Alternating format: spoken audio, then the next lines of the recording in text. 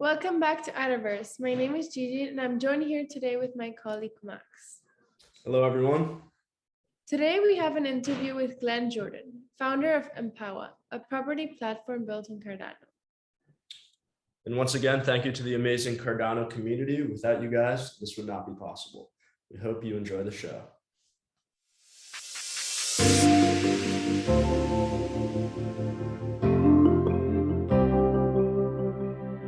Glen, it's awesome to have you here. Great to be here. Thanks a lot, man. How would you describe Empowa to someone who doesn't know anything about it? Like, how would you explain? Yeah, so Empowa is the first property-based real FI application on Cardano. And really what we're seeking to do is utilize DeFi to provide affordable financing for property in the developing world. So it's really utilizing the new tech to be able to meet some real world needs and some real world challenges. Sorry, just to clarify. So Yep. how could you give an example of how you would kind of undertake this? How would you go from having a certain number of Cardano tokens or any other currency to being able to kind of finance an affordable housing unit for a family? Yeah, so how we're doing it, the structure of it is effectively what we're seeking to do is to utilize NFTs. So the whole thing around it is that, just taking a step back, why utilize these new technologies for the problem? And maybe if I describe that and then explain how we're using it. So effectively, the current people assume there's a backlog of 50 million homes in Africa. Okay, there's 1 billion people who don't have a permanent roof over their head. Now, that's insane in anybody's language in a global situation. That's just insane. And the immediate assumption is that's due to poverty, but it's actually not. It's actually due to the failure of the structural systems, of the structures around it, the main one being the financial systems. The traditional financial systems are manufactured in the developed world, in the first world. They don't work in the developing world. So 70% of people around the world don't have access to the kinds of things that we take for granted in the developed world. So our whole objective is to find a mechanism whereby we can enable this, use the new tech to enable this to overcome these challenges. And that's really what we're seeking to do.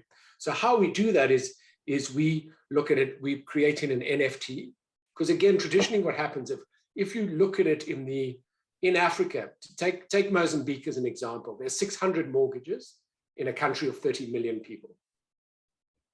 Now, again, that makes no sense. And the interest rate, if you're lucky, is around 30%. So nobody can afford that. So it becomes self-perpetuating that because nobody can afford that, because there are no mortgages are created. So you can imagine in the banking system, it's not exactly a huge career opportunity to go into the bank and become a mortgage, be involved with mortgages. So the whole thing around it is how do we enable that? And there is a massive pent-up demand for these, as you can imagine. There's a massive pent-up demand for housing. But the issue is how do we enable that to happen? So what we're looking at is creating NFTs, which enable that to be a source of capital, and to then enable that source, if you like, to be able to, that value to flow into the development of homes, and the repayment is done on a lease to own basis. So then there's a return on that NFT. So it becomes a financial return, but more than a financial return, there's also all the other returns that you get because it's empowerment of women. So while there's financial empowerment, there's also and financial returns, it's also around all the social impact that NFT is having. So it's about reporting back on that. What impact is it having in terms of the environment, in terms of women empowerment, in terms of the upliftment of those communities. So it's really to create NFTs that create these stories and to be able to link these stories directly back to the flow of funds. But it needs, lots of people think, you know, when we're talking about this, it's because it's social, it's charity. It's not.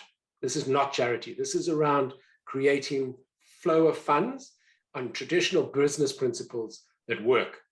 So it's around overcoming these challenges and blockages that have been around to date. Does that answer your question? Yes, thank you. Okay, great. Yeah, that sounds super awesome. I love the whole ethos you guys got going on. It's super epic. I think we can all appreciate it. Very positive stuff. Yeah. So say if I was in a position to be helped by Empowa, how would I discover you guys? And once I do, what is the process of accessing the benefits that you guys provide? So right now, and as part of that, in our white paper, we've outlined an approach, which is obviously to get to the end user immediately is both extremely difficult, and the technology is also not really available for our market right now. So what we're doing is we're utilizing trusted development partners, so property development partners who are already in the game. And again, I think this is one of the key things around it. If you look again at historical property development projects in Africa, for example, or in the developing world, a lot of them, it's a very centralized approach. So they're huge projects, large amounts of money, open up to massive amounts of corruption. You know, it becomes a honeypot, as you can imagine. So the whole thing around that is that how can we get this down, as you say, to the people on the ground? So we're using, in our first project, which we're doing in Mozambique, we're using a trusted partner who's already in this business of property, affordable housing development. They're already doing it. They're already in the process of it. Their challenge is that the affordable financing, that's their challenge. So if we can assist them in providing it, and they do it on a lease to own basis. Again, the traditional banking system is based on, you have to have a record, you have to have an ID first, okay, which is a challenge in some of these areas. You have to have an ID and you have to have a credit record. Now, if you're not, most of Africa does not work in the formal employment system, okay? So by definition, most people do not have a formal track record, which is again why the banking system doesn't work. Yet people survive, obviously. They survive, they work, they have incomes, but it's all informal.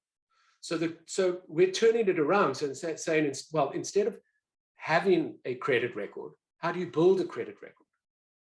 And so that's a lease to own basis. And again, we didn't come up with this. The developers, the property developers are already doing this. So it's how do we support them in doing this? How do we just take what they're already doing, support them and enable that to grow and multiply? So Casa Real, which is the developer in Beira, reduced the cost of a starter home from $50,000 to $10,000. And now what we're doing is supporting them in terms of, so they've got a client base waiting, you know, people are queuing to get in.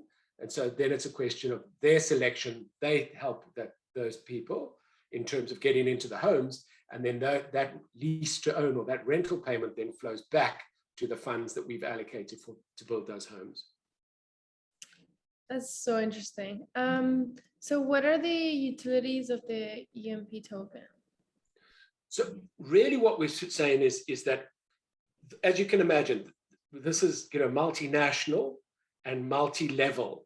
So the whole thing around it is how do we create the flow of value? How do we enable this to happen in a way? Because again, one of the joys of decentralization and crypto is that we're taking it away, we're taking power away from people who have, if you were born, let me put it another way. If you're born in an African country, you, by definition, will pay the price for the mismanagement of that country for the rest of your life. Because you pay because your currency is weak, it's mismanaged. So, and then you also pay these exorbitant interest rates because of the risk now associated with the currency, with the country, with the project, with the political risk. So you continue to pay for the lottery of being born in the wrong country. And I know I was born in Zimbabwe, so I know I've lived through this. So the lottery of being born in the wrong country can make your destiny poverty, makes poverty your destiny. So the whole thing around that is how do we overcome that? And so the EMP token is the transfer of value. So we're saying we create an ecosystem built around this. We can build value based on this. It's not specifically linked. Rental will still be paid in the currency, obviously, and funds will still flow from that perspective. But that we're talking about the creation of value and of a new ecosystem that supports the transfer of value, both for the builders, for the developers, and then for the flow back to the NFT holders. So it's really saying we can create a ecosystem of value that's constantly creating value by adding value to people's lives. And that's the basis of the utility of the token. So it's really around transfer of value that you know, the NFT gets translated into EMPs, which gets the developer utilizes for the building, and then it gets transferred back in terms of the lease to own payments. So it sounds like as the value of the EMP token increases, it really benefits the community and pretty much all the participants of the Empowa platform, correct? Exactly. That's exactly the objective. And the whole thing around that is that, so if you look at our tokenomics, you know, people say, but there's quite a large number that are, you know, it's a large number. And that the value of that, if you like, most 60% of that is going into housing. So exactly that. So it's building a portfolio of lease to own properties. Mm-hmm. The joy of which it's around creation of value, exactly that. So the more the portfolio builds, the more value is created for everybody involved in that ecosystem. Awesome. Yeah. So yeah, speaking of the participants in Empowa, I know there's is it 4 different sectors of participants? I'm pretty sure after scanning over the white paper. How do they interact? Who are they, and how do they each benefit from their participation in Empowa? So yeah, so the different levels. So we have the NFT holder and the NFT purchaser. So the purchaser really, which gives the NFT effectively gives you a right to a portion of the income that is generated from the housing unit, from the affordable house, okay, on the lease to own basis. So effectively what happens is that gets repaid at a rate. So if you look at it, as I say, historically, if you look at the interest rates in Africa, you know, can be up to 30-45%. If we can reduce the cost of that capital for the end user while creating value at an NFT level, and that's part of the process of what we're doing. And why are we using an NFT? Because we're saying NFTs right now in and of themselves have value through scarcity, through collectability, through whatever it is that attracts you to an NFT. But very few at the moment to date have any financial value or have, you know, intrinsic value. So what we're doing is saying, how do we make it attractive for people to get involved in this? How do we make that? So we want to create as much value as we can at the NFT level to make it attractive. So to make it attractive for people to put capital into projects like this. And so we want to make it as attractive as possible without being extractive from people on the ground, which is the traditional model. Because traditionally it's Africa, it's, you know, it's a risky continent, it's a risky country, it's a risky project. So therefore I want 35% return on my money before I even start. So if we can find a way of reducing the cost of that capital for the, you know, the cost of repayment of the lease for the end user while adding value to the NFT holder, okay, then we're meeting the needs of both parties. The flow of that then is through the NFT holder. As we say, it goes then to the property developer who develops the property and then provides that lease to own to the end user. So that's the value flow through that way. And then it's back through from the leaseholder, from the to-be owner, hopefully, from the new owner back to the developer, and then back to the NFT holder. And the platform is designed to do that. And obviously our objective, if we're going to start to scratch the surface of this problem and this challenge, is we have to be able to do it at scale. We can't do that at scale. That's not our job.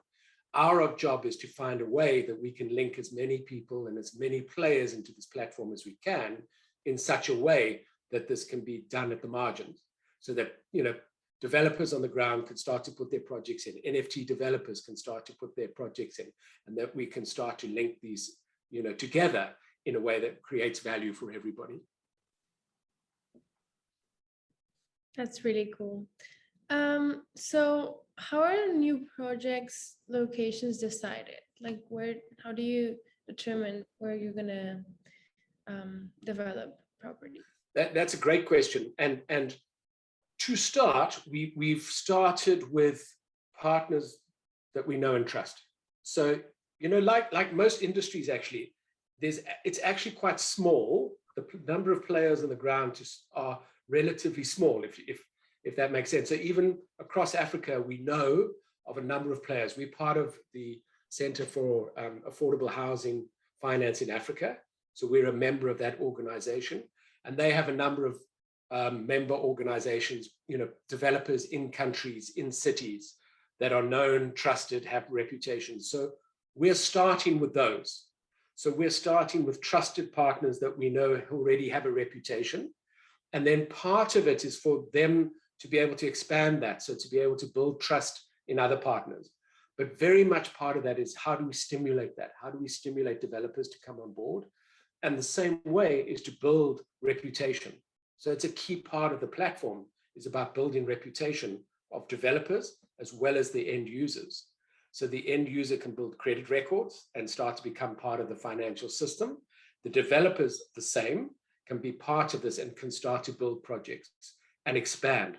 So very much part of the whole intention is to take these trusted partners, be able to support them, develop them, and grow, enable them to grow, so that they can provide more, you know, more services, more houses, more opportunities for home ownership, you know, at all levels and across countries. The other issue around that is, we don't know the rules, regulations, processes, you know, issues on the ground. We can never begin to know that. Every city is different, let alone every country. Again, that knowledge and expertise is available on the ground there. We're not trying to replicate that, we're just trying to support that. Yeah, so you're kind of like, you don't really get involved in like the development of the properties, but you kind of support the developers that are doing that. Yeah. Exactly. So our whole function is to provide affordable end user financing for the properties at the end of the day, so that they can be taken up for the property developers, so that they know. Because if you speak to any property developer in Africa, particularly, they'll tell you, you know, it's the cost of money that's the highest cost. You know, people are talking about reducing costs all the time around the building, and obviously that needs to be done, but actually your cost of finance is the highest cost. So if there's a way that we can reduce that, there's almost an unlimited demand. You know, the developers will tell you, there's so much pent-up demand, there's so much, you know, ready to go. It's a blockage that has just prevented this flow from happening. There's unlimited demand. So if we can untangle that knot and allow that money or that value to flow back and forth, then we start to get into a really exciting opportunity for all the players involved. Absolutely. Sounds like there's a lot of demand there for sure. It's you know, as I said to you, it's a 50 million backlog. So if we could enable 100,000 homes, it would still take us 500 years just to address the backlog. Now that gives you a sense of the scale of what we're talking here. You know, it's $1 trillion opportunity that's just waiting there to be unlocked, and the new tech is we believe, and we're really excited by the fact that we believe it can unlock these challenges that have been there, that have stopped this, you know. And just to give you an example of that, Casa Real, our developer in Mozambique, they were funded, they initially got funding from an NGO to support their initial process. It took 8 months for the money to get from the NGO to them on the ground. 8 months, okay? By which stage they had to retrench 70% of their staff. Now, when I say systems don't work in Africa, there are very few people who understand it at that level, and that's why it gets exciting when Charles talks about it. Why go where the systems are working? Go where the systems aren't working, where there aren't systems. Go where there's opportunities to change things. And so from that process, if it takes 8 months, we did it in days. We did the transfer of value. Obviously, we can do it immediately. So, just that in itself, the impact is significant, before you even start on any of the other issues that we're talking about. And speaking about the potential for housing projects and the population growth of Africa as a whole, I know you guys care deeply about environmental impact of your housing projects, which is super awesome to hear. What inspired that, and what are you doing to limit the environmental impact of the projects that Empowa is partnering with? Yeah, so it's a great question. And it's one of the huge challenges that we have in terms of African development, to be honest, because Africa's coming kind of, at the back of the queue. The whole thing around it is, in order for the African infrastructure and living conditions to get to acceptable, to become acceptable, there's going to be significant impact. And if we continue to do it the way we've always done it, the impact on the planet is going to be significant. It's going to be unsustainable. So our challenge really is to find ways that we can do it without having minimal impact. Again, part of the challenge of that is, for hundreds of years, we've been telling people live in bricks and mortar, aspire to, traditional buildings. Now we turn around and say, no, actually, that's no good. But from the market perspective, it's what's still wanted. So part of what we need to do, and part of what we want to support, is that transition for the understanding, because it's around understanding, demonstrations, again, projects, pilot projects that we've done, like in Mozambique, where we've built the first eco-friendly houses, the first CO2 negative affordable houses in Mozambique. But a key part of that is about market acceptance. Does the market actually accept it? Because if the market doesn't accept it, there's no point in it. It's impractical. So it's this constant challenge we have between realism in terms of what the market is wanting and demanding, versus what we're trying to do from an environmental and planetary perspective. So for us, it's very important to be able to manage that. We know that the providers of the NFT buyers, it's one of their important issues. So again, the more we can drive that, we can drive the process. And we've already had an impact, which is really, for us, really exciting, because those houses that we built in Mozambique, as I say, they're the first. So they're the first eco-friendly affordable houses in Mozambique. They're the first CO2 negative houses ever built, affordable houses ever built in Mozambique.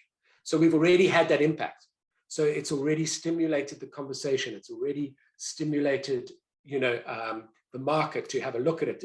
There's these discussions, awareness, and that's part of the process that we know, and we know that it's a journey. And so whenever we're communicating with our community, with anybody who we're talking to, we say, we know we're on a journey. We haven't got all the solutions. We haven't got all the answers yet. We know that. But what we're asking is for people to come with us on the journey. We're setting those intentions. We're setting those goals and objectives. Come with us as we try our best to make sure that we meet those in the best possible way. That's not prescriptive to the market. That's practical. That still stimulates that the market still wants and needs, but while still understanding the broader implications of what we're doing. Thank you. So if I were to buy one of the first NFTs, how would I know where that funding from my purchase of the NFT would go? Like, to what? Absolutely. Absolutely. Absolutely. So it's directly linked to that housing, that project on the ground. So it's directly linked to exactly. So you will see where. So if you look now at our first project, if you look on the website, you'll see our first project is in Beira in Mozambique. And there you'll see literally, there's Google Earth pictures there's Google Earth pictures of exactly where the development is happening. And then, progress reports as we're going of what's happening, what's being developed, etc. So we're hoping to have our first clients in by the end of this year, latest Jan next year. Our first clients will be in, and then of course those stories also start coming back if they willing to share them around where they've come from, what they've done, and the impact on their lives in terms of what's happening with that. And that's a key part again around the stories, around linking it, making it. We're trying to humanize this. The realization so often these things are, if I take my money and I say, okay, I want to put it into something that's good for the world, it goes into an institution and then it disappears into a black hole effectively. So what we're trying to do is provide a direct link for that, so that you can see exactly the impact of what you're doing, your contribution, what's happening with that. So while you're getting a return, you're also getting an emotional return, because there's a very important story element to this around, because we're dealing with people here. We're not dealing with projects. We're actually talking about people's lives. And how do we emphasize that more and more to make this as human as possible? Because that's what we're talking about here. It's around fundamentally transforming people's lives by enabling them to live decently. Yeah, wow. I mean, I always thought one of the beauties of Cardano was the potential for staking opportunities, DeFi opportunities that benefit things across the world, while at the same time being able to make some interest. And I think it's honestly one of the most beautiful things in crypto right now, in DeFi as a whole. And it sounds like you guys are just directly on that path, which is amazing to hear. If I recall correctly, you were born in Africa, yeah? Yep. I was born in Zimbabwe. Yep. Is that where a lot of this, passion comes for this project? Does your team have a similar background? Yeah, funnily enough, it is mixed. Obviously, coming from Africa as I do and living through this, it's one of the things in terms of what really attracted me to Cardano, because hearing the philosophy of Cardano and what it's seeking to achieve, for me, it was the first time I found a community that actually seemed to understand. So often, trust me, when you come from Africa and you want to talk about investment or you want to talk about infrastructure, people's eyes glaze over because it seems too risky. There's such a negative perception towards it. So to come across a community and, as you say, an entire philosophy around, let's take this and make it happen and let's make it work for people at a person-to-person level. Why should the lottery of your birth determine how you live for the rest of your life? It's fundamentally, that thought process is fundamentally flawed. So for us, exactly that. It was really exciting. So yes, obviously I've lived that. I've been through that. I've experienced that. I've watched the country of my birth collapse, through complete economic mismanagement, through nothing else. It had everything in place ready to enable it to work, but it just so badly managed. And the people are so wonderful. The individuals are so amazing, but somehow the political structures or the power structures just distort that and warp that. And that's what excites me about this decentralization. It's so exciting to be able to get person to person, to be able to bypass these structures that have warped things for self-gain and for benefit and for power. And it's one of the really frustrating things is, governments, in particularly, and Europeans, governments support the people. In Africa, that's rare. It's the other way around. They exploit people. And so it's like, that's crazy. So how do we get around that? How do we find ways to make sure that that doesn't happen, that we can empower people from the ground and decentralize that. And that's so obviously I'm passionate about it because I've experienced it, I've lived with it. But part of that is the team. That's what's been so interesting, is because putting it out there, it's just attracted people who have similar concepts, who have a similar passion, even though they come from completely different backgrounds. I think there are lots of people in the world, wherever you live, everybody has experienced this inequality, this inequity, this lack of justice, if whatever, it's wrong, there are flaws. And I think that's what's exciting about being able to find ways to overcome those challenges. And that seems to resonate, and it's attracted an incredible grouping of people, of passionate team to put together, and a broader community that's amazing. Our Twitter community and our Telegram community is just amazing. They're passionate, they're really supportive. And as I say, so the whole thing is that if we say to people, come on the journey, we don't know where we know where we want to go, we know what we want to do, we know that there are going to be challenges on the way, but come on it with us.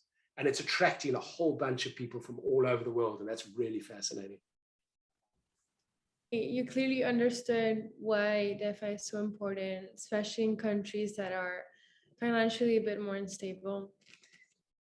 Absolutely. And when you see it and you see the impact through there's a kind of belief system almost that, if you're poor, it's your fault.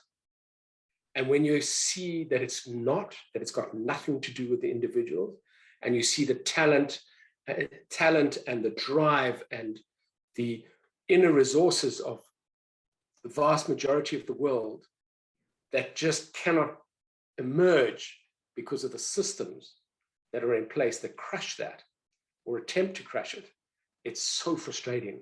So it's very exciting for us, and for me particularly, to be exposed to, to understand what this technology potentially can do. And obviously it's not a panacea, we know that. It's not the be all and end all, but it's certainly a tool that we believe can make a fundamental difference, and that's really, really exciting.